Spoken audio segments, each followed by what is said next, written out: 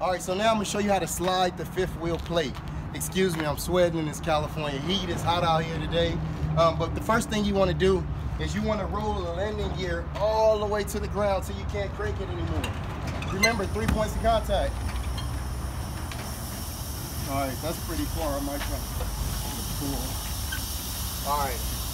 Now, if you can't get it to go down that far, get it to go down as far as you can. So what I'm trying to do right now is I'm trying to take the pressure off of the kingpin, off of the fifth wheel.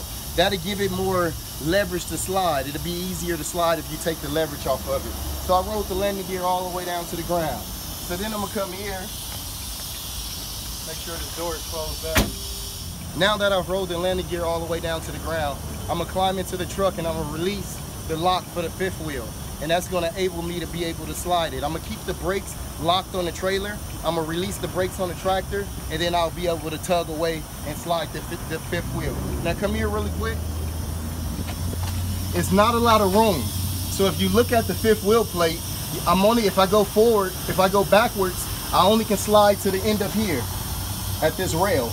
If I go backwards, if I want it to go back some, I only can slide to here. So you want to be careful while sliding it, because a lot of times you might slide and think you got a lot of room to pull, and all you'll do is just make the truck go boom. That's because the fifth wheel, it's all the way at the end of the rails and it can't go any farther. So be careful, do it kind of slow. You don't have to do it fast. So here we go. So now I'm gonna start the truck. Before you start the truck, you wanna make sure all of the sensors and everything feeds through. You'll hear like the truck breathe, and then you'll hear it take a deep breath, like, then you're able to start it. So I just heard it take the deep breath. I'm gonna go ahead and start it. All right. So from here, I'm gonna dump my airbags to take in even more weight off of the fifth wheel. It's still latched in there with the jaws. It's still latched closed, but now I'm taking more pressure off because I dropped my airbags. So I'm gonna wait until they dump pretty low. Always wear your seatbelt for safety. You know, this truck I could pull forward and anything can happen. So you always want to have your belt on for safety.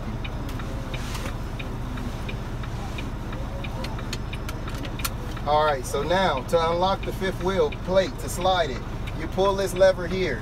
It has like a little truck with an arrow pointing back and forth. That's for the fifth wheel. So you don't get confused with these controls. This one here is to dump the airbags. This one here is to slide the fifth wheel plate. This one here is for hill assist on our Volvos. This one here is for traction control. To turn on the differential so you can make sure all axles are live. That's the differential. And this one here is to release the fifth wheel. You can actually drop the fifth wheel with these trucks without pulling the lever. You can just use this button and it'll drop it. That's why it says danger around it. All right, so here we go. I'm gonna pull the button down. I heard it unlock. I'm gonna first put it in reverse.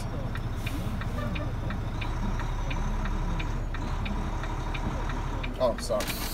I didn't release the brake. Sorry, rookie move. And we're sliding. I'm gonna go forward.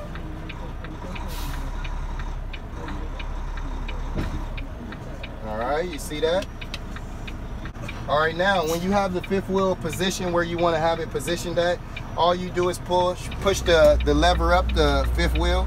You pull that up, push that button up, and then I want to make sure it lock up. So I'm gonna go forward.